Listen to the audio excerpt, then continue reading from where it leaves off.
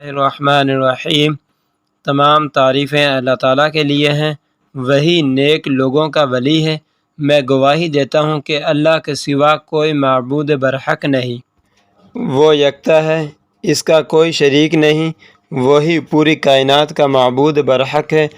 اور یہ بھی گواہی دیتا ہوں کہ ہمارے نبی علیہ السلام اللہ کے بندے اور اس کے رسول ہیں۔ آپ تمام انبیاء اکرام اور تمام رسولوں کے سربراہ ہیں۔ یا اللہ ان پر اور ان کی آل پر اور ان تمام صحابہ اکرام پر خصوصی رحمتیں اور برکت نازل فرما۔ حافظ باسط وظائف کے پیارے پیارے دوستوں، میری بہنوں اور میرے پیارے بھائیوں، اکثر لوگ ایسے ہوتے ہیں کہ جن کو کوئی بیماری نہیں ہوتی لیکن وہ اچانک سے مر جاتے ہیں، اور کچھ لوگ بیمار ہوتے ہیں لیکن انہیں موت نہیں آتی۔ اور یاد رہے کہ جب بیماری لمبی ہو جاتی ہے تو اس بیماری سے نہ صرف مریض تنگ ہو جاتا ہے بلکہ اس کا خیال رکھنے والے بھی اس کی بیماری سے تنگ آ جاتے ہیں۔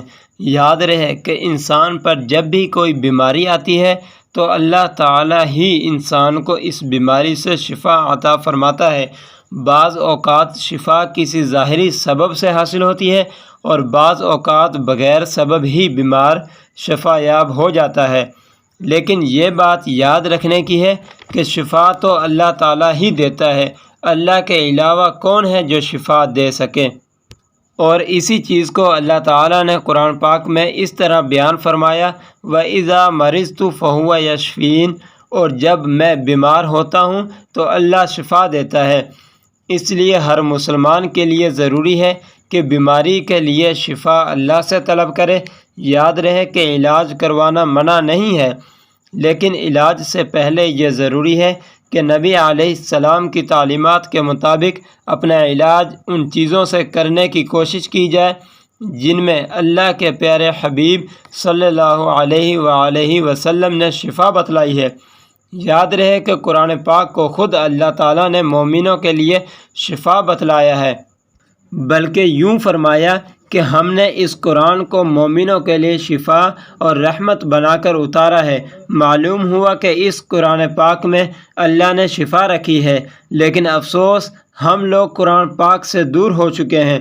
آج کی اس ویڈیو میں ایک ایسا وظیفہ بتانے جا رہا ہوں جس کی برکت سے آپ کے جسم کے اندر کوئی بیماری نہیں رہے گی، ہر طرح کی بیماری سے نجات ملے گی۔ یہ بہت ہی پیارا عمل ہے، قرآنی عمل ہے۔ قرآنی عمل سے اپنی بیماریوں کا علاج بھی کریں اور اپنے مریضوں کا علاج بھی اس عمل سے کریں۔ یہ عمل قرآن پاک کی کس آیت کا ہے اور اس عمل کو آپ نے کیسے کرنا ہے، ان باتوں کو جاننے کے لیے اس ویڈیو کو آخر تک لازمی دیکھیے گا۔ پیارے بھائیوں اور پیاری بہنوں، یاد رہے کہ اسلام ہمیں علاج کرنے سے منع نہیں کرتا، لیکن مسلمان کا چونکہ یہ یقین ہے کہ شفا تو اللہ ہی دے گا، اسی لیے بیماری کی صورت میں سب سے پہلا کام رجوع الی اللہ ہے۔ جیسے ہی بیماری کا سامنا ہو تو 2 رکعات صلاۃ حاجات پڑھ کر اللہ سے دعا مانگیں اور اپنے لیے شفا طلب کریں۔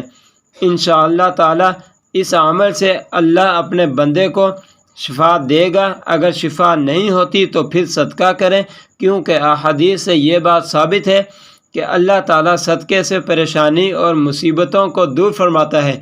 اگر پھر بھی شفا نہیں ہوتی تو تیسرے نمبر پہ معالج کے پاس جائیے۔ اس کے علاوہ احادیث میں اور بھی تعلیمات ملتی ہیں جو کہ بیمار کی شفا کے لیے بتلائی گئی ہیں، مثلا شہد کا استعمال کرنا، آب زمزم وغیرہ استعمال کرنا وغیرہ وغیرہ۔ معلوم ہوا کہ علاج کروانا بھی ضروری ہے، لیکن علاج کے ساتھ ساتھ اللہ تعالیٰ سے شفا بھی طلب کرنی چاہیے۔ یاد رہے کہ وہ طاقت جو اللہ رب العزت نے قرآن پاک میں رکھی ہے، اپنے پیارے حبیب کے نکلے ہوئے الفاظ میں رکھی ہے، وہ طاقت دنیا کی کسی چیز میں بھی نہیں ہو سکتی۔